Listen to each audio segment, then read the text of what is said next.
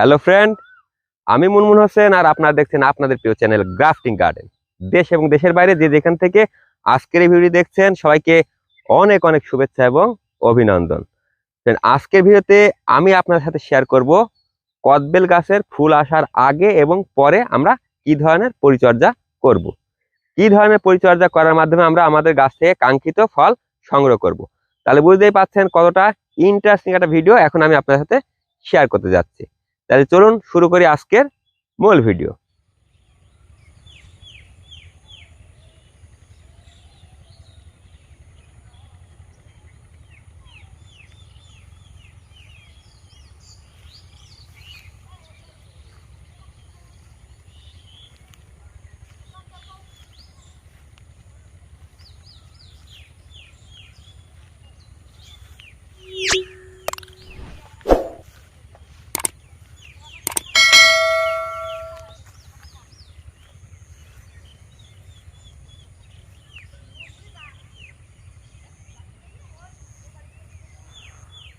তো ফ্রেন্ড, শীত যত কমতে থাকে কদবেল গাছের পাতা কিন্তু ততটাই ঝরতে থাকে। বিশেষ করে হাইব্রিড জাতের কদবেল গাছে কিন্তু শীতের শেষে কোনো ধরনের পাতাই থাকে না। দেশি গাছের কদবেল গুলাতে কিছুটা থাকে। আর এই কদবেল গাছের এই ধরনের পরিস্থিতি সৃষ্টি হলে আমাদের বুঝতে হবে যে কিছুদিনের ভিতরেই আমাদের গাছটিতে ফুলে ফুলে পূর্ণ হয়ে যাবে। তো ফ্রেন্ড, এই সময় আমরা কি করব? এই সময় আমরা আমাদের গাছে ফুল এবং ফল সঠিকভাবে বেড়ে ওঠার জন্য এই সময়টাতে আমরা গাছে আমাদের প্রয়োজনীয় খাদ্যগুলো আমরা সরবরাহ করব। এক্ষেত্রে আমরা প্রতিটা গাছের গোড়ায় বয়স অনুপাতে এই সময় আমরা 1 থেকে 2 বছরের গাছের গোড়ায় টিএসপি দিব 300 গ্রাম, এমওপি পটাশ দিব 200 গ্রাম এবং ইউরিয়া দিব 200 গ্রাম। এই সময় আমরা গাছে অবশ্যই সালফার জাতীয় কীটনাশক সমস্ত গাছ ভিজিয়ে স্প্রে করব। তো ফ্রেন্ড, সমস্ত সার আমরা একসাথে সুন্দরভাবে মিশিয়ে গাছের গোড়ার মাটি আলগা করে আমরা কিন্তু গাছের চারিপাশে সুন্দরভাবে ছিটিয়ে দিব এবং হালকা পরিমাণে পানি দেব। এই সময় আমরা কোনোভাবেই ভারী সেচ কিন্তু আমাদের গাছে দিব না। এই সময় ভারী সেচ দিলে হয়তো বা আপনার গাছে ফুলের থেকে পাতার সংখ্যাটা অনেক বেশি হবে। তো ফ্রেন্ড, আপনারা দেখতে পাচ্ছেন যে এই যে গাছটা আপনারা দেখতে পাচ্ছেন, এই গাছটাতে কিন্তু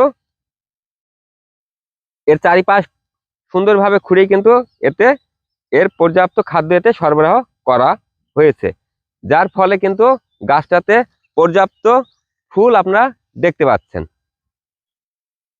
আপনারা দেখতে পাচ্ছেন যে প্রতিটা ডালে ডালে কিন্তু ফুলে ফুলে পরিপূর্ণ।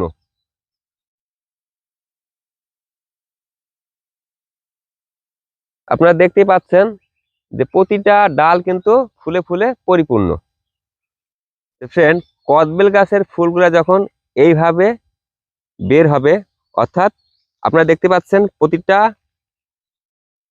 স্থানে কিন্তু আমরা ফুলের কুঁড়ি দেখতে পাচ্ছি, অর্থাৎ এখনো আমাদের এই ফুলগুলা কিন্তু পর্যাপ্ত ফুটেনি। এইরকম পরিস্থিতিতে কিন্তু আমরা আমাদের এই ফুলের পরিচর্যার জন্য আমরা কীটনাশক এবং ছত্রাকনাশক মিশিয়ে আমাদের গাছে আমরা স্প্রে করব। তো ফ্রেন্ড, এই ধরনের পরিস্থিতিতে আমরা আমাদের গাছে কি ধরনের কীটনাশক ব্যবহার করব? আমরা এই সময় কীটনাশক হিসাবে ইমিডাক্লোরোপিড গ্রুপের যে কোনো ওষুধ বা সাইফারমেথ্রিন গ্রুপের যে কোনো কীটনাশক আমরা ব্যবহার করব। সেই সাথে কার্বনডিজম গ্রুপের ছত্রাকনাশক, ম্যানকোজেব গ্রুপের ছত্রাকনাশক যে কোনো একটা আমরা এই সময় একই সাথে ব্যবহার করব। এর ফলে আমাদের এই ফুলগুলাতে কোনো ধরনের ছত্রাক বা পোকামাকড়ের আক্রমণ হবে না এবং আমরা আমাদের গাছ থেকে কিন্তু পর্যাপ্ত ফল আমরা সংগ্রহ করতে পারবো। তো ফ্রেন্ড, কদবেল গাছের ফুল সাধারণত প্রাকৃতিক নিয়মে শতকরা 80% ফুল কিন্তু এমনিতেই ঝরে যায়, আর বাকি যে 20% থাকে আমাদের চেষ্টা করতে হবে যে এই 20% ভিতর থেকে যেন অন্ততপক্ষে 10% ফল আমাদের গাছে ফলে পরিণত হয়। আর 10% ফুলকে যদি আপনি ফলে পরিণত করতে পারেন তাহলে কিন্তু আপনার গাছে পর্যাপ্ত পরিমাণে ফল আপনি আপনার গাছ থেকে সংগ্রহ করতে পারবেন।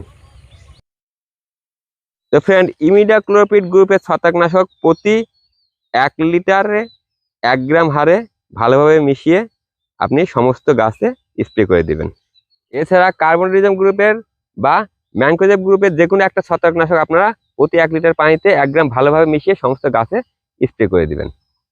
তো ফ্রেন্ড, আমাদের গাছে যখন এই ধরনের ফুল সমস্ত গাছে যখন ফুটবে, তখন কিন্তু আমরা কোনো ধরনের কীটনাশক এখানে আমরা ব্যবহার করব না। কিন্তু আপনি চাইলে এই সময় ছত্রাকনাশক আপনি ব্যবহার করতে পারবেন, কিন্তু কোনো অবস্থাতেই কীটনাশক আপনারা ব্যবহার করবেন না। কীটনাশক ব্যবহার করার ফলে কিন্তু এইখানে যে উপকারী পোকা মধুমাছি আপনারা এই যে দেখতে পাচ্ছেন, এই মধুমাছি এছাড়া আরও যে সমস্ত পোকা এই ফুলের পরাগণে সহায়তা করে, তারা কিন্তু এই বাগানে আর আসবে না, আপনার গাছে আর বসবে না।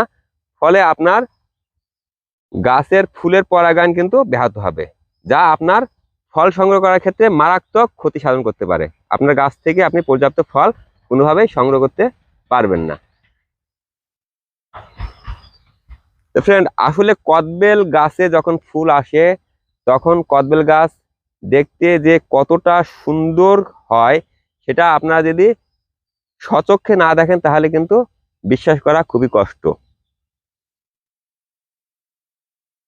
আমি আগেও বলেছি যে কদবেল আমাদের দেশের এক অপার বাণিজ্যিক সম্ভাবনাময় ফল।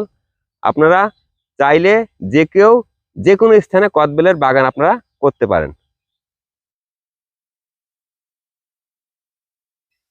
আপনারা দেখতেই পাচ্ছেন যে এই গাছটিতে পাতা চেতে কিন্তু ফুলের সংখ্যা অত্যাধিক বেশি। আর কদবেল গাছের কিন্তু তেমন কোনো পরিচর্যার প্রয়োজন হয় না। আপনি যদি এই গাছে ফুল আসার আগে এবং পরে কোনো ধরনের পরিচর্যা নাও করেন, তাহলে কিন্তু আপনি এর থেকে পর্যাপ্ত পরিমাণে ফল সংগ্রহ করতে পারবেন। কদবেল গাছে ফুল আসার পর এই কদবেল ফুলের গন্ধে আপনার মন কিন্তু ভরে যাবে। এই কদবেল ফুলে এতটাই মিষ্টি গন্ধ যে যে কারোর মনই কিন্তু খুব সহজে আকৃষ্ট করতে পারে। তাই এই সময়টায় কদবেল বাগানে কিন্তু আপনি খুব সুন্দর একটা সময় আপনি এখানে কাটাতে পারবেন।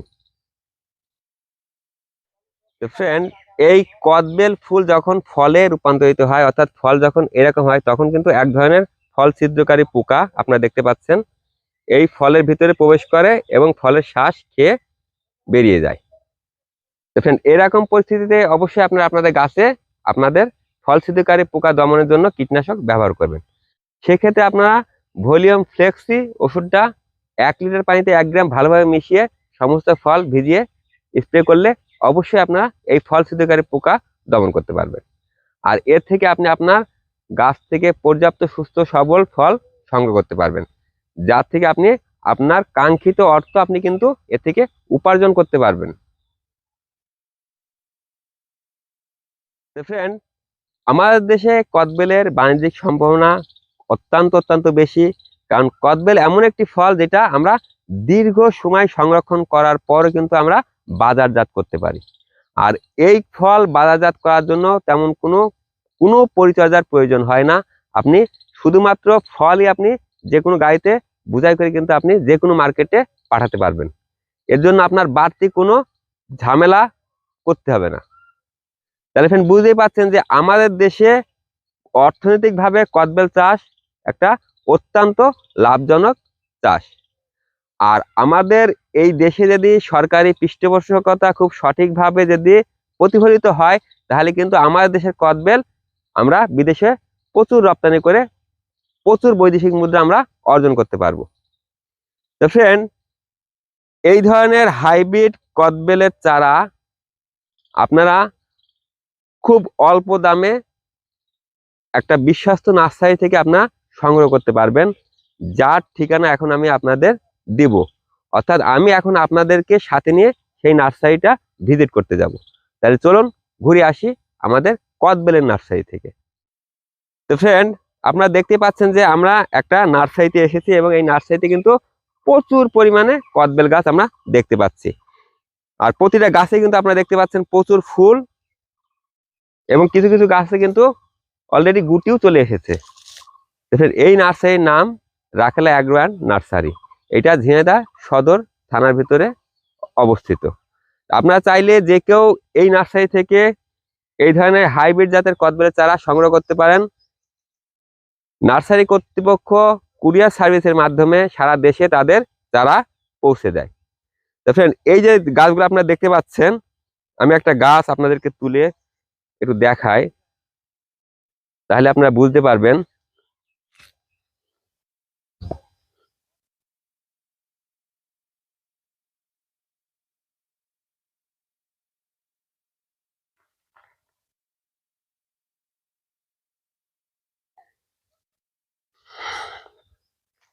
আপনারা দেখতে পাচ্ছেন এই যে গাছটাতে কিন্তু অলরেডি ফল ছিল, এটা একটা 12 মাসি। আপনারা দেখতে পাচ্ছেন যে এতে কিন্তু খুব সুন্দরভাবে কিন্তু ফুল আবারও এসেছে। এই নার্সারি থেকে এই ধরনের একটা সুন্দর গাছ আপনারা অনলি 150 টাকায় আপনারা কিনতে পারবেন। তো ফ্রেন্ড, আপনারা যারা এখান থেকে সংগ্রহ করবেন না, কুরিয়ারে সংগ্রহ করবেন, তাদেরকে অবশ্যই কিন্তু কুরিয়ার চার্জ বহন করতে হবে। এই যে নার্সারিতে আপনি দেখতে পাচ্ছেন, এখানে কিন্তু প্রচুর পরিমাণে কদবেল গাছের চারা এখানে মজুদ আছে। তাই আপনারা চাইলে যে কেউ বাগান করার জন্য এখান থেকে খুব স্বল্প মূল্যে কদবেলের চারা আপনারা সংগ্রহ করতে পারবেন। তো সেক্ষেত্রে আমি ডেসক্রিপশন বক্সে অবশ্যই নার্সারির নাম এবং যোগাযোগের ঠিকানা দিয়ে দেবো, আপনারা চাইলে সেখান থেকেও দেখে নিতে পারেন।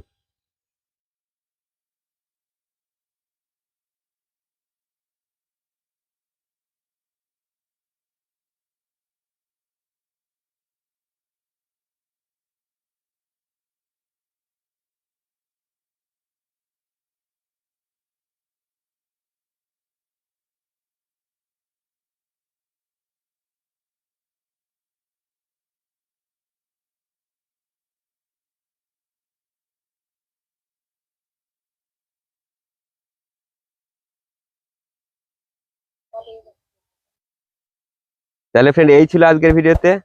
ভিডিও ভালো লেগে থাকলে অবশ্যই লাইক করবেন, বন্ধুদের সাথে শেয়ার করবেন, আর আপনাদের মতামত কোনো কিছু জানতে হলে অবশ্যই কমেন্ট করবেন। আর যারা আমার চ্যানেলটি এখনো সাবস্ক্রাইব করেননি, অবশ্যই সাবস্ক্রাইব করবেন। আবার দেখা হবে পরবর্তী ভিডিওতে। সে পর্যন্ত ভালো থাকুন, সুস্থ থাকুন। ধন্যবাদ।